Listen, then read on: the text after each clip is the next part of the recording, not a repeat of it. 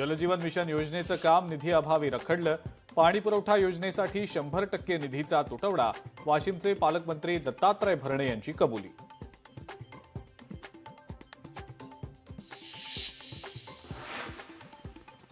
RPI कडून दक्षिण मुंबईमध्ये दावते इफ्तारचं आयोजन। या पार्टीच्या निमित्तानं सर्व मुस्लिम बांधवांनी केला रोजा साजरा।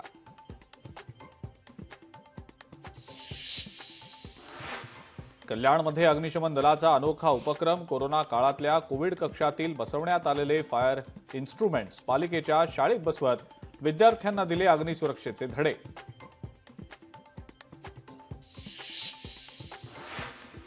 इंडियन एक्सप्रेस वृत्त समूहाकडून मोस्ट पॉवरफुल इंडियन्सची यादी जाहीर। पंतप्रधान मोदी यादीत पहिल्या क्रमांकावर। पहिल्या 15 जणांमध्ये महाराष्ट्रातल्या 6 व्यक्तींचा समावेश।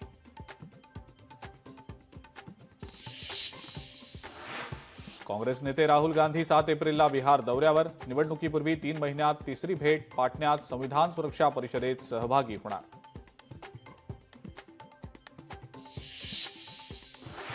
नवी मुंबईत महानगरपालिकेकडनं थकबाकी असलेल्या आस्थापनांबाहेर ढोल ताशे वाजवत वसुली मोहीम। 1,25,00,000च्या मालमत्ता कराच्या थकबाकीची लावली नोटीस।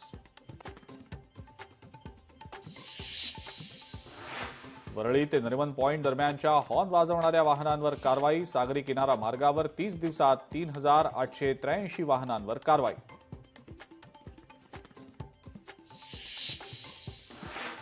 पिंपरी चिंचवड पालिकेनं प्लास्टिक मुक्त मोहीम घेतली हाती।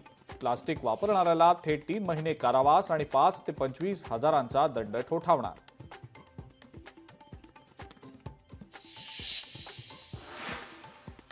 आणि छत्तीसगडमधल्या 2 दुचाकी चोरट्यांना अटक। चोरट्यांनी एकूण 9 दुचाकींची चोरी केल्याचं पोलीस तपासात उघड केलं।